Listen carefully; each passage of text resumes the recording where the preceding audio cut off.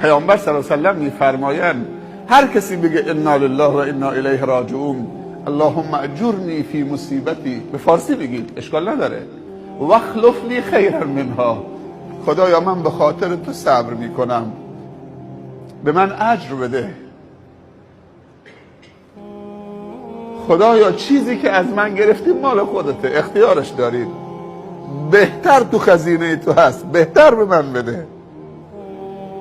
پیامبر صلی الله علیه و سلم میفرماید هر مسلمانی و مؤمنی که لحظه ورود خبر مصیبتی این سه تا جمله رو بگه، خدا در دنیا عوضش چند برابر به او بهتر میده، آخرت که بماند، اونجا که دیگه بیت الحمده، قصر حمده، خانه شکر برات درست میکنن.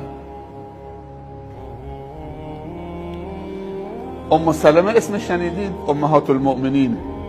یکی از امهات المؤمنین ام سلمه هست، یکی ام المؤمنین عایشه هست، یکی ام المؤمنین خدیجه هست، یکی ام المؤمنین حفصه هست، این سه تا که زیاد شنیدید. یکیشون ام المؤمنین سلمه هست، ام سلمه. این میگه من این حدیث و توصیه از پیامبر شنیده بودم تا اینکه ابو سلمه شوهرم فوت کرد. میگه من این حدیث رو تجربه کردم، میگه شوهرم ابو سلمه فوت کرد. دو تا جمله اول گفتم، جمله سوم نمیتونستم بگم. چقدر راحت داره صحبت میکنه.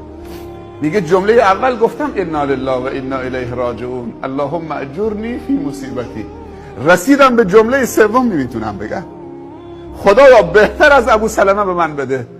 میگه من فکر میکردم که ابو سلمه تنها مرد زندگی منه، از بس که این مرد خوب بود، خوش‌حوصله، با ادب، محترم، پاک، کریم، سخاوتمند، نوازشگر، با محبت، هر صفت خوبی که تو انسان خوب باشه تو این میگه بود. کاری، به فکر زن و بچهش، هر کاری کردم. دو جمله میگفتم تا جمله سوم ایست میزدم. تو ذهنم میآمد یعنی کسی بهتر از ابو سلمه دیگه شوهر برای من و بابا برای پسر من پیدا میشه. ولی یه لحظه فکر کردم که خیر در اون چیزی که پیامبر صلی الله علیه و سلم گفته. این وسواس شیطانی است. بر خودم پیروز شدم. یک دفعه گفتم، بعد از که این همه کلنجار رفتم با خودم، یک دفعه گفتم که واخلف لی خیرا منها، خدایا بهتر از ابو سلمه به من بده. دیگه راحت شدم.